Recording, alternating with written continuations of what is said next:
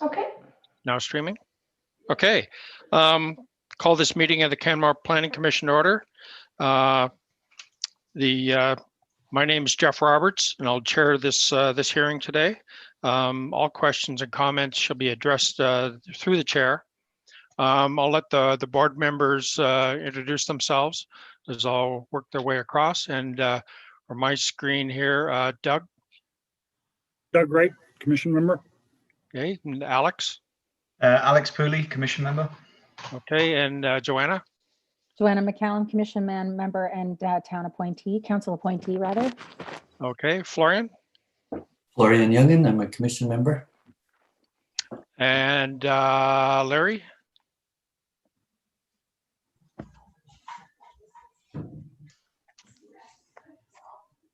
Larry, you're muted. I was sleeping. Here we go. Can we hear me now? Yes. Larry Bowen, Commission members. Okay, and Darlene is. I see Darlene is absent. Did she provide notification at all, or? She did not know. If she comes in, if she joins us, we'll let her in. Okay, we have enough for a quorum anyway. We do. Work through town administration now, introducing yourselves. Marcus. I'm Marcus Henry, the supervisor of the planning department. And Alaric. Alaric Fish, senior planner and file manager for this application. Okay, and we've got Jolene. Yeah, Jolene Noel. I am the secretary for CPC. And we've got Jane and Whitney on here as well. I see. Hi. Jane Dean, I'm a pro clerk and I'll be a meeting administrator. What? It's just because it's you. Oh. And Whitney Smithers, I'm the general manager of municipal infrastructure at the town of Canmore. Great. Jolene, are there any additions, deletions, or changes to the agenda as we have in front of us? I know there have been no changes. Pardon me? No. No? Okay, great. I move that we adopt the agenda as presented. All those in favor, raise your hands and we can see them in the screen here. There we go. Okay. All in favor. So that's passed. Motion carried. We do have previous minutes to review. Minutes from the September 30th meeting. Trust everyone's had an opportunity to review those minutes. And are there any changes, deletions, additions to those? If none, I move that we adopt the previous the September 30th meeting as has been presented to us. All those in favor? Okay, we got everybody there unanimously. Process for this evening or this afternoon, we'll work through the one application that we have. That's for the development permit at 101 Stewart Creek Rise. And Alaric, I believe, is presenting that on our behalf. So Alaric will work through there. We'll have an opportunity of the board to ask any questions of Alaric. After that, we'll allow should the applicants wish to make any presentation at all or make some statements, we'd be happy to hear that and then ask any questions. And then we'll deliberate as a commission, either in an open forum here, or if we come up with some confidential things that we need to discuss, we'll move in camera. Just want to remind everybody that Town of Canmore does maintain a respectful workplace, so we ask that we remain civil and ensure appropriate decorum through the hearing here. Is there anyone on the general public that is that is in here as well, other than the applicant? No? Okay, fair enough. Okay, Alaric, turn it over to you. Great. Thank you, Chair Roberts. Just load this up.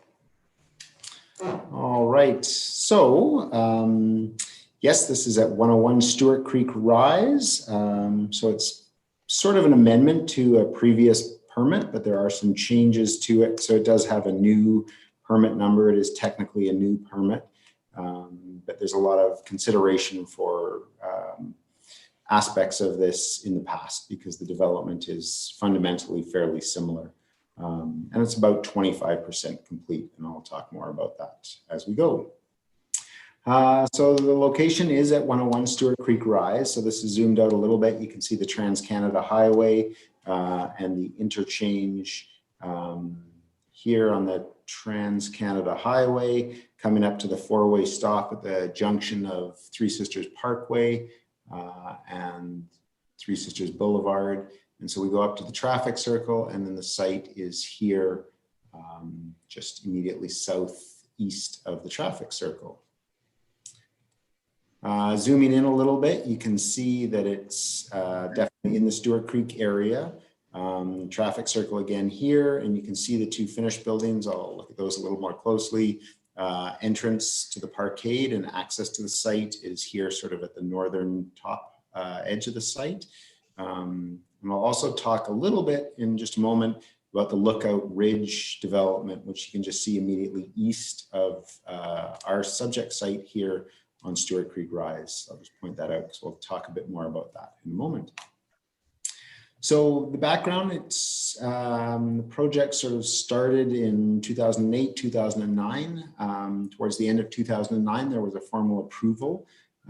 At that time, the required sustainability screening report went to council for approval. And so it was approved by council, which included sort of the development concept, but also a specific development permit was later approved. And some different aspects of that, specifically that it was for 62 units, and there were some variances along with the design, greater density than the district allowed for. Effectively, it allowed for a fourth story of the development here. So the eave lines were higher, the overall height was higher. It proposed a shallower roof pitch, which was quite a bit less common in 2009. We're seeing quite a bit more of that now, but it was pretty leading edge at that time. And there's also a setback. General site design was also effectively approved there. In exchange, the applicant proposed to make a contribution to affordable housing in the community of $919,100 paid sort of over the life of the project. And so that was the original approval. I mentioned the setbacks. So the buildings, the district is a little bit unusual. It has a combined front and rear yard setback. And so although there are minimums for each of those, it doesn't exceed the minimums, but the combined setback is a little bit less. So you can see here and here, the buildings are overall a little bit closer, but there's a central sort of plaza courtyard area that sits on top of an underground parkade. And so that's part of the design, is to little more light in between the units. And it allows for that higher density on top of the parkade. The entrance is here. There has been sort of a loading area proposed. The garbage, waste, and recycling facilities have sort of evolved over time. But now there is some space here, but it does sort of conflict with the required turnaround for waste vehicles. So it doesn't function as a 24-hour, 7-day-a-week loading area. So we didn't count it for that reason. And so that's one of the variances. 2009 had a building permit for the first building. Construction started 2011, work started on the parkade. There was a revised development permit in 2011 that actually contemplated a similar built form, but fewer units. So sort of the opposite to what we're seeing now. So basically, to use the pie analogy, it basically cut the pie into smaller pieces. So there were only going to be 52 units, although the built form was going to be relatively the same. So there was one building permit granted after that in 2015. But more recently, there's a different approach. So as I said, there's 2 buildings constructed on site. This is taken from just across from the entrance. You can see there's actually 2 entrances to the parkade here, a single road entrance. The waste containers are just off to the right here. And you can see the 2 buildings sort of follow the original design. So there are 14 units that have occupancy. And the site has been cleaned up last year, but there hasn't been construction activity in the last couple of years. So now before us is an application for a slightly revised concept. In plan view, you can see those 2 buildings circled here in red. Those are the 2 existing ones. And the stated intent is to go to the west, to the west for the next building. And then the final 5 buildings will be located sort of in this area. Although they have a rough idea, I mean, that could change. We'll see how timing works out there. Yeah. So what's changed? So generally things are similar, but there is additional density. And so I sort of showed this. Think of this as a cross section through the building. With sort of a first level here, second level here, third level here, and a 4th level here. I know it's a little hard to see, but you can see that there's hopefully you can see that there's 6 units in this building. So this larger unit here is on 2 floors with a stairway connection, and I believe an elevator down to the main floor. And then a second unit is here, and that's a similar pattern across that. Now you can see this is one of the proposed sort of cross sections. And so even though the sort of buildable space is the same, it's cut into smaller pieces. So in this example, there would actually be 9 units instead of the 6. So that's how the density is increasing without a change to the built form, really. Some other small additions, there's some improved bike parking, storage facilities in the parkade being proposed, and that's to align with new requirements in the most recent land use bylaw. So that's a very positive change. Similarly, some pathway connections are missing in the area, and the developer has agreed to provide those, which is great because they're badly needed in this area where there are quite a few residents already living. As well, waste containers are going to be brought up to current standards. We've changed quite a bit with waste recycling, and hopefully we're able to incorporate an organics aspect, which is sort of a requirement of all developments now. So hopefully that works out. And we've slightly revised the affordable housing payment schedule of that original contribution, but it's effectively unchanged in its intent. So with respect to the additional density, the original approval was 62 units, which resulted in the equivalent of just over 80 units per hectare.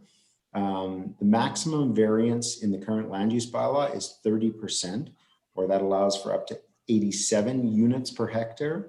So what the developer or the applicant here is proposing is 67 units, which is just under that maximum, the 87.1 maximum. And so it's right at that authority. As you can see here, these points are from the land use bylaw, the next points. And so from the density bonus section, which we didn't have at the time of original approval, where different applications proposed perpetually affordable housing in exchange for density, there was no real clear policy or direction. And now we have that, which is really helpful. So that establishes the 30% maximum for planning commission. It talks about the ratio of PAH units for on-site provision. So every 1 PAH unit results in 3 bonus or additional market units. Although the next section in the bylaw does allow for a slightly different ratio where there's a fair benefit to the community. And so in this case, effectively 1 PAH unit is being proposed with 4 additional market units. We did talk about having 2 PAH units and the 3 additional market units. But through further discussion with the applicant and the town and the engineering department, especially regarding some of those pathway connections, that's a clear benefit to the community, especially related to the timing, because those are needed, and hopefully we'll see those in the next year if everything progresses smoothly. So administration is satisfied that this clause here, 12.2010, is applicable and makes sense at the 1 PAH unit and 4 so-called bonus market units. I can talk more about that in a moment. I'll just go through quickly though. I won't read this, but the municipal development plan has quite a bit of direction regarding affordable housing and some of the policies and goals that encourage the provision of affordable housing, both throughout the town and through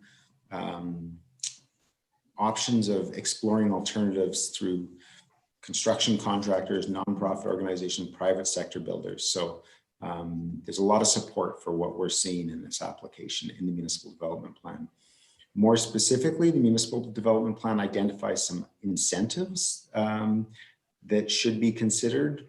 Specifically, I'll draw your attention to the middle one. It talks about additional variances beyond density bonusing should be considered for developments that include non-market affordable housing units. So in this whole application, we've really focused on the change from the original 62 units to the 67 units, feeling that the agreement in 2009 that was approved by council has been maintained and continued. The town is upholding their end of that agreement, and the developer is also proposing to continue with their commitment of the $919,100. So there's a lot of support for that.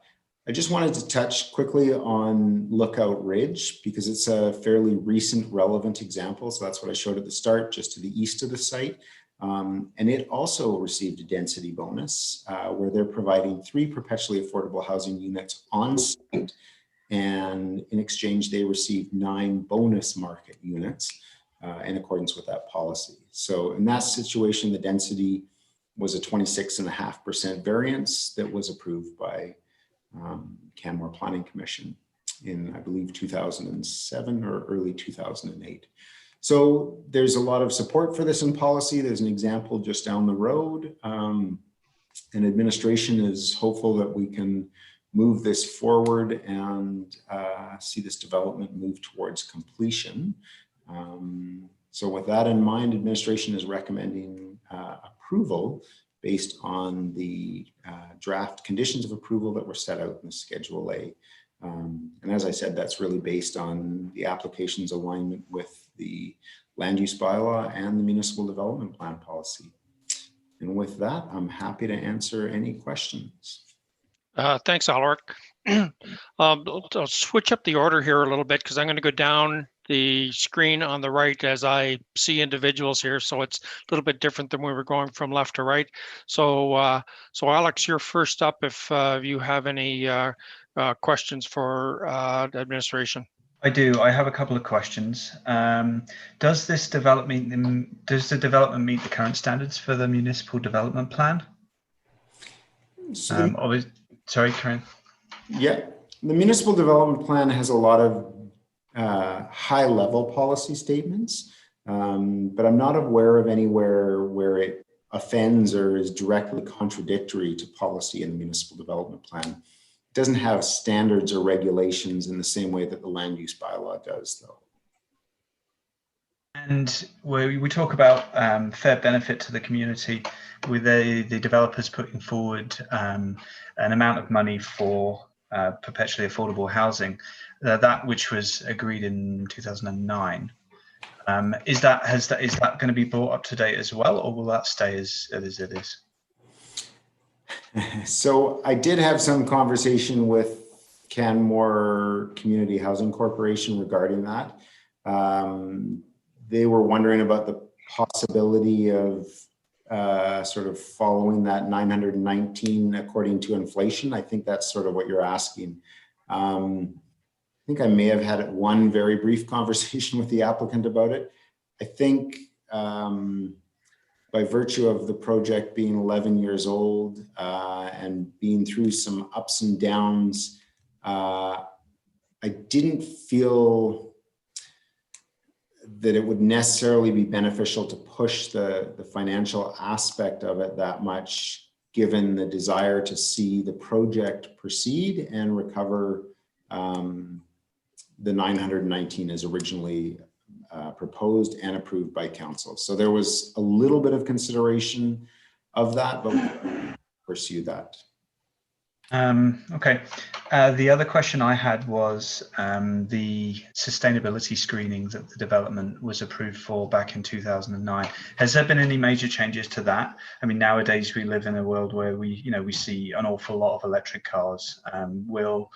Will homeowners have the ability to install, charging stations for their vehicles and so on and so forth? That would largely be a decision of the condominium corporation. I don't see why they wouldn't be able to do that, but that would, we were recently dealing with someone at the front counter who, on behalf of a condominium, who was trying to manage that exact issue.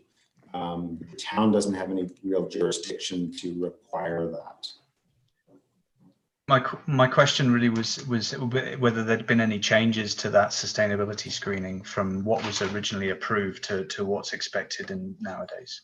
Right. Sorry, I misunderstood that. So we have not required changes to that. It's, like I said, the general intent and spirit of that original sustainability screening report process has been maintained in terms of financial consideration. There was also some consideration of green and sustainable building initiatives. For the most part, the world is doing a much better job of building that green building infrastructure. The Alberta Building Code has moved considerably forward since 2009. So I think one of the sort of benefits to this project taking a little bit longer is standard construction process at a minimum is much better than it was 11 years ago. So Canmore's land use bylaw requires a fairly high degree of green building. And so they'll be meeting that, which I would think likely exceeds what was originally committed to in the sustainability screening report. So in that sense, there have been some improvements, just by the way, sort of as you alluded to, how the world has evolved and somewhat improved in the ensuing 11 years. Thank you. No further questions. Okay. Yeah, I hope that answers your last question. It does. Yeah. Sorry, it was a convoluted question. No, that's okay. It's a good question. Hey, thanks, Alex. I'm moving on to next on the list here, Doug. No questions. The two I had have both been answered. Thanks. Okay. Thanks, Doug. Joanna. Thank you, Chair. Thank you for your presentation, Mr. Fish. So I just wanted to confirm, and I thought I understood it correctly, and it's in the Schedule A, which is attachment 1 of our package. So all of these variances that are being approved in here, were these variances that were approved with the first application in 2009? Are they similar or the same? Essentially, 5 of them are the same. The new one is the additional density bonus, or Gotcha. Okay. variance to density, which I believe is number 5 on the list. Yes. Okay. Perfect. And so then, am I to understand that the original agreement of 910,000 towards PAH is still being assured in addition to the to the unit that's being density bonused? That's okay. Exactly I just wanted correct. to make Yes. that clear. Yeah. That's all my questions. Thank you very much. Okay. Thanks, Joanna. Florian. I don't have any questions. Thank you. Okay. And last, Larry. Thank you, Mr. Chair. I just have a few. Most of them have been answered, but I wanted to confirm when the unit would become available in the building, for the affordable housing unit. Would that be mid-process through the project, or would it be at the end? So it depends on the eventual scale, because it's in, if you remember, there were 5 buildings sort of to the east, and it's one of those. I believe it's the intent of the applicant to build that probably as the 4th out of the 8 buildings. So we would potentially see that in the 2nd of the new buildings. But knowing that that could change the order of those buildings, we haven't made it a specific requirement. We have had some discussions with the applicant about it not being the absolute last unit on the site, and what that might look like. But the development agreement would spell out the terms of that final agreement, and that would be an administrative approval. Yeah, I think right now it just gives reference that once that building becomes marketable, it has to be on the market relatively early in the process. Okay, the other question, and I also had a concern on the $1,919,000 of $209. And I also had just a concern about the payment schedule, where I possibly thought there should be more dollars up front and the smaller payment should be at the end. Considering that the development has already been in existence for 10 years and a third of the property's been on the market, and the affordable housing has not been addressed.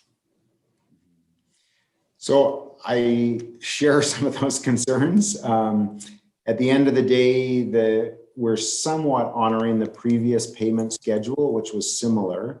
I can say for sure that, well, applicants, developers are sometimes painted as highly profitable enterprises. I know they are highly risky propositions as well. And there's a lot of upfront costs. Not that it's really the town's concern, but the initial cost, the land carrying cost for 11 years is substantial. The initial servicing for the site is a large part of the cost. So the water and sanitary tie-ins, and those are all costs the developer would have had to put in at the very front end of the project. So I think the reality of construction is that it's very heavy on front end costs, and they don't see return on that investment until those later units are realized when, you know, owners take possession of that. Now that is, you know, that's the land development industry, and that's how it works. So, but respecting that is why I think original approval in 2009 managed to sort of backdate a bunch of those contributions to the town. And so there was a very similar payment schedule in the 2009 agreement around that, and we've tweaked it slightly, but it's basically been carried forward. If I could also just add to that as well, I just also want to keep the focus here of the board on, you know, like the merits of the application, which, you know, like the board has authority to rule over. The terms of the development agreement are ultimately something that administration will focus on and coordinates with the developer. So I just want to make sure that, you know, like the board is looking at, you know, the merits of the application, the variances at hand, and whether or not those are deemed appropriate. Thanks for that clarification, Marcus. Larry, any other comments, questions? No, not at this time. Okay, my turn. So I had a number of questions and comments, and I think many of those have been answered. The one that sort of crept up as we're going through this is we talk about density in terms of units, but in actual fact, density is related to the number of occupants you have in there. So a unit can be a 2-bedroom unit, or it can be a 3-bedroom unit, or it can be a 1-bedroom unit. In terms of beds or bedrooms, what's the actual change as we move to a different, what I called it, the rejigging of the floor plans. So going from those 2-story townhouse type of units to single floor. Do you have an idea, Alaric, how many actual bedrooms have changed there, or the bed spaces which could be occupied? Mm-hmm. So I don't have a specific, I haven't gone through in detail of the 2009 application versus the 2020 application. Overall, though, I would say it's similar. So those larger units, while they had some very luxurious sort of common spaces and open spaces, they, as the pie has been sliced smaller, what might have been a 4-bedroom unit is now 2 2-bedroom units. So to answer your question, the density of bedrooms is very similar. I don't have an exact number, but it's close. Yeah, so for me going forward, when we talk about density and rejigging, it's you know, if we still have the same number of occupants in those buildings, irrespective of the number of units, that plays into my decision making. However, the Lookout Ridge, and you said 2007, 18, I think, or 2007, it was 2017, wasn't it? 2017, 2018, yeah, if I can recall. Bringing it to commonality with what we've allowed there, clarified some things for me. So I don't have any additional questions. You've covered off the variances that were that were previously approved back in 2009. The one difference is the density. There's some trade-offs that go with that. Yeah, I don't think I have any other questions. Oh, just a comment though, around the escalation of the perpetual housing dollars which are allocated, in anticipation of what a future like this, there may be some benefits having building in some escalation in there that is according to how how a rather large development is developed. But that's just a comment. That's for you folks to work on. Opportunity for the proponents to take 5 minutes to address the commission, if you wish.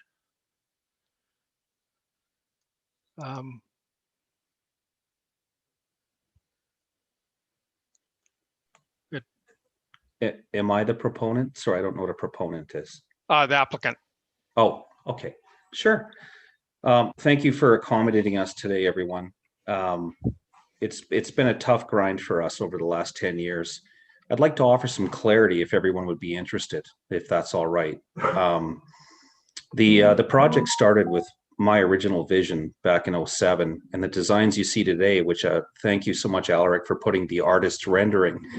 That artist rendering was actually created before the architects got a hold of it. So it was an actual vision. Unfortunately, after the first building, I became terminally ill. I had to have a high net worth partner step in as an oilman and manage the Abruzzo building, which was the second building. One of the mandates I set forward with my partners was that the sustainability was very important to me. I'm very proud that that building won number 2 in efficiency and heat loss award in the Bow Valley. In the city of Calgary, we build with nothing but ICF block. We're very into the environment. We're very serious about it as a builder. So I'm coming back out, but I was not part of the second building simply because I was trying to deal with my medical matters. I am now the single owner. I am pro Canmore. I've been building out there since 2002. A lot of what you see in Mescal Close for Morrison or Allen Ridge was me. And I've had a long-standing relationship with administration at Canmore, and I very much appreciate their efforts. This is a tough file. We experienced 2 economic hits that made it very difficult. And really the real cut to our legs, if you will, was when Three Sisters experienced receivership. It threw us into a tailspin. The original part of the project was meant to be a high-end concierge condos sold at $2 million. And we realized after the economic change of 2010, we were halfway through the first building, and realized we'd made a mistake. So we checked with the market around Canmore. We've engaged a Canmore realtor named Ingrid Mosesen. She's worked with myself and my colleagues before. So there's a history there. And Alaric's been, all of development and planning have been so supportive of us getting back on track. What I'd like you to know is I don't require pre-sales to build. I have a good loan facility. I'm not waiting. But we still have to be market sensitive, but I can no longer accept the project sitting still due to market changes. We now know that we're in this deep. We have to continue to build each building as to keep the project going. And I think there's a little proving on our part to Canmore and the market that we need to build first and sell second. I don't think our pre-sales opportunities are as incumbent as we'd like to be, largely because of the reputation of the project sitting. So as purchasers have that concern, we need to alleviate that concern. I'm very supportive of the pathway that was proposed. I'm glad to get that through. And I want you guys to know that we come with open arms. We're not here to battle the town of Canmore. There's been a couple of points made about the PAH contribution. I respect your comments. I understand. For us, it's that there was so much money invested on the front end, which is not the town of Canmore's problem, but we did set the site in deeps and shallows for the future. I'd like to answer my one colleague's point about future proofing, if you will, the project. We will be installing EV plugins into the parkade on the first phase as part of our first building initiative. It's something we do in every garage in the city, regardless whether it's a duplex, a single family, or multi. I believe that pretty soon it's going to be mandatory. So that's without a doubt a step forward for us, and you can count on it on BP application. In terms of the effective R values of the units, the way we'll be building the next building will achieve an effective R value of R24 to R26 with triple glazed. I'm hoping to go ICF on the exteriors. But when it comes down to heat loss, we're taking it a lot more serious, as Alaric pointed out, than we did 10 years ago. And of course, with our children in the business, they remind us constantly what their future looks like. So I'd like to just say thank you to everyone. It's been a grind, but I'd like you to hear from me on my intention. My medical matters are dealt with. I'm no longer terminal. I would like to get this project done in about 3 to 4 years. We do have a financial partner involved with me personally that will allow for that. So I'd like to give you a commitment that the project will not sit after one building, but it is a phased project in terms of building per building. After this building, Firenze must be the building of choice because it backs onto the existing first phase parkade. So that will be the building that we consider, and it's already being worked on right now from a development permit standpoint. So that concludes my comments. I appreciate everything. I'm open to comments or questions offline if anyone has any questions, and I thank you all. Okay, thank you, Michael. I'll just work my way around again to see if any of the members of the commission have any questions. I'll start with you again, Alex. Thank you. No, I have no further questions. Thanks. Okay, and Joanna? I have no further questions, Chair. Florian? No questions, and thank you for your presentation. Larry? No questions, and thank you for your comments. Doug?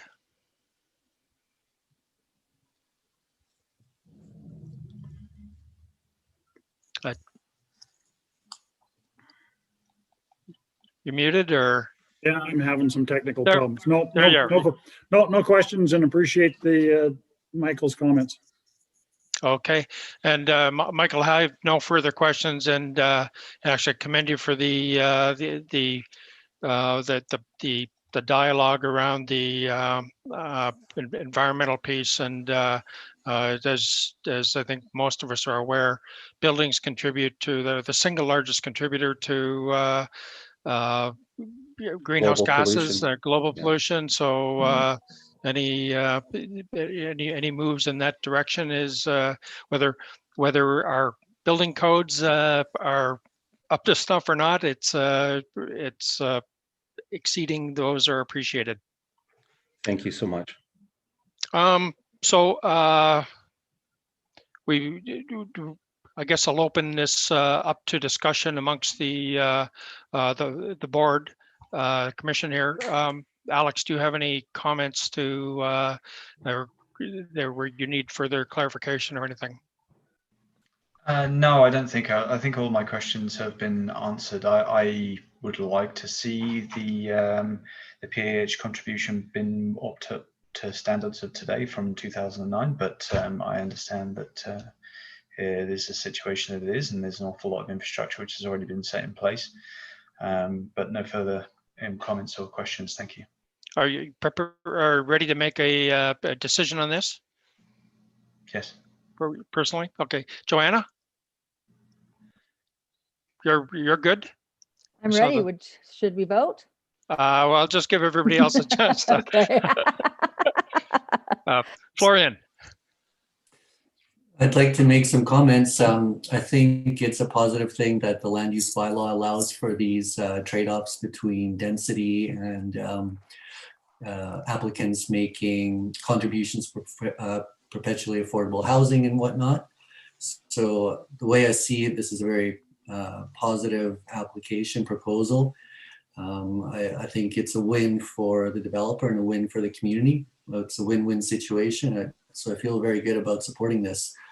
We've seen other applications request or propose variances and make, the trade-off is they provide substantial improvements to environmental performance of the building.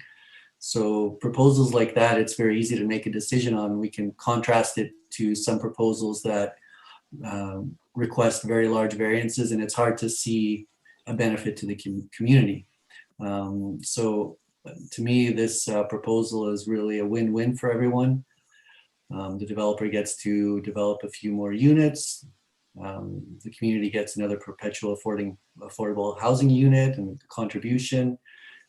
There's the pedestrian pathway that's been mentioned. So to me, it's very positive. It's hard to see significant impact on people that have already moved into the development. The increase in density is slight. So I'll be happy to support this proposal.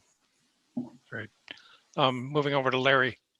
Oh, I support the program, the project, the affordable housing. I think is a very positive end of it. I would like to state that the developer is aware of upfront costs and the cost of getting a project up and running. And I am concerned that the town positions itself farther back in the project before it gains all of its requirements. But saying that, I do support the project. Okay, thanks, Larry. Doug? No further comments. Support the project. Okay, but my perspective, thanks so much. I'm also supportive. I think great job, Alaric, of laying out the puts and takes associated with this as we move from a 2009 to 2020 development application. So I think I'd be prepared to make a motion that the Canmore Planning Commission approves the development application as presented with the conditions attached by administration. All those in favor, please raise your hands. So I see that's carried unanimously. Thank you very much. Okay, next on the agenda is any other planning business. I think that any other business, Jolene? No, there is not. And our next scheduled meeting would be November 25th, 2020.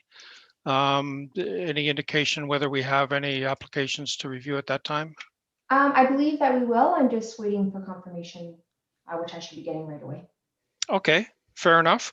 Thank you all for your attendance today. And I move that we adjourn the meeting. It's 2:47 according to my Google clock. So all those in favor? We have unanimous support there as well. Okay, thank you so much, and